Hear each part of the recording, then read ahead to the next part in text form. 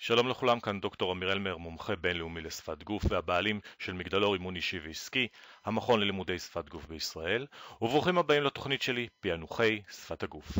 והפעם בתוכנית, בפרק 181, אני שמח להביא לכם את הניתוח של ביבי ואניה. אז ביבי או אניה, מי באמת ניצח במערכה הזו? בואו נראה את נאומי הניצחון שלהם וננתח אותם יחדיו. אנחנו נתחיל בנאום הניצחון של אניה.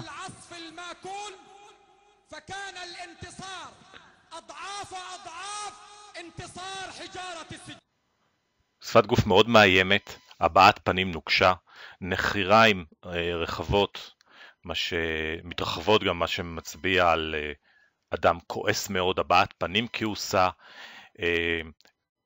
ידיים שמתנופפות לכל עבר, מנסה לשכנע אותנו שהוא ניצח, אבל שכנוע אגרסיבי מאוד. כמובן מנסים שהקהל יהיה משולב. איך אומרים, הקהל שלו לא משולב כמו שאנחנו תמיד רגילים לראות, גם הם כבר עייפים מזה.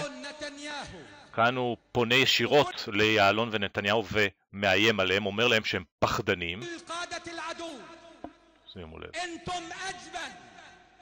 עוד פעם, הידיים שמתנופפות לכל עבר, כשהידיים מתנופפות מעבר לקו הכתפיים, זה מצביע על שפת גוף אלימה, מאיימת, מטריסה, עם אצבע המורה, שבמקרה הזה זה נראה כמו אקדח, הוא בעצם יורה לכל עבר, מראה שהוא לא מפחד, יש לו המון אנרגיות, הוא הסתתר, אז עכשיו הוא פורק את כל האנרגיות, הוא מראה שזה כביכול לא השפיע עליו, אבל הוא מנסה לשכנע בצורה מאוד קשה, כלומר, כדאי לכם להאמין לי, אחרת אוי אוי אוי מה יקרה לכם. זה בעצם ההרגשה שאנחנו קולטים ממנו. תطور في المقاومة على كل المستويات في الأرض في البر في البحر في الجو. יש פה כעס, אין פה חיוך של ניצחון אמיתי. בואו נעבור לראש הממשלה שלנו. ערב טוב. עם כינון הפסקת האש, אני יכול לומר שיש פה הישג צבאי גדול והישג מדיני גדול למדינת ישראל. החמאס הוכה קשות. גם ראש הממשלה נתניהו מנסה לשכנע אותנו שהוא ניצח, רק שהוא נראה הגמומי מאוד, אפל, עייף מאוד, הבעת פנים נפולה, טון דיבור מונוטוני, נזקק לאחוז בדוכן, אתם רואים, כאילו כל המעמסה כבדה על הכתפיים שלו בזווית. והוא לא קיבל אף לא אחד גם אצלו יש את האצבע המורה שמאיימת, רק במקרה הזה האיום הוא איום על זה שהוא לא קיבל את מה שהוא רצה, ולא איום כהתרסה לזה של אוי אוי אוי לא כדאי לך לתקוף אותנו עוד פעם. התנאים שהוא הציב להפסקת אש, אף לא אחד. עוד פעם הוא מסתכל על חומר כתוב, נאום שמוכן, מראה מאוד על חוסר ביטחון כל פעם שהוא צריך להסתכל על הכתוב, זה אומר שהוא לא מספיק בטוח בדברים שהוא בעצמו אומר, או שהוא לא התכונן. זה עוד הלוואי ואחד היועצים של נתניהו סוף סוף יראה את הסרטונים שלי ויסביר לו שלא לקרוא מחומר כתוב כשאתה נואם מול קהל, על אחת כמה וכמה כשזה נאום ניצחון. כראש ממשלת ישראל אני נושא באחריות העליונה. עוד פעם, להגיד שכראש ממשלת ישראל האחריות היא עליי, ובאותו רגע אתה זז אחורה ואוחז בקרנות המזבח, זה מראה יותר על מצוקה, ועוד פעם המילה שהוא מאוד אוהב להשתמש, אחריות, אחריות, אחריות, אנחנו כבר מקיאים מזה. לביטחון אזרחי ישראל, וזה מה שהנחה אותי, ואת עמיתי שר הביטחון. במקרה הזה זה בסדר, הוא פונה לעמיתים שלו שיושבים לידו, ונותן להם חטא על השיתוף פעולה. משה בוגי יעלון, והרמטכ"ל בני גנץ. רק שבטון דיבור שלו הוא ממשיך להיות מונוטוני, הוא לא אומר בהתלהבות תודה רבה ואיזה יופי מה שעשינו, ובשפת גוף שלו, עוד פעם, שפת גוף היא ממשיכה להיות מאוד רדומה. בכל שלב ושלב מפעולתנו במבצע צוק איתן. אני מנצל את ההזדמנות הזאת להודות לכם על שיתוף הפעולה, על העבודה המשותפת למען ביטחונם של אזרחי ישראל. מי שיראה את הנאום שלו במלחמה הקודמת לפני שנתיים, בעמוד ענן, הוא יראה נאום ניצחון אותו דבר, על זה שהכינו את החמאס, על זה שהעולם כבר הבין שהוא טרוריסט, והוא לא אוהב אותו, ושאנחנו ניצחנו. אותו דבר.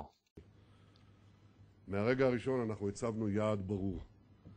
היעד היה לפגוע קשה בחמאס ובארגוני הטרור.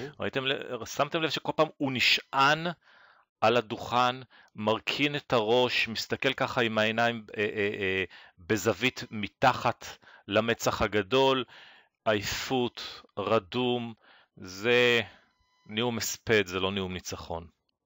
הוא מתחנן, חבר'ה, בבקשה תאמינו לי שבאמת ניצחנו. בעוד הנייה אומר, כדאי לכם להאמין לי שאנחנו ניצחנו.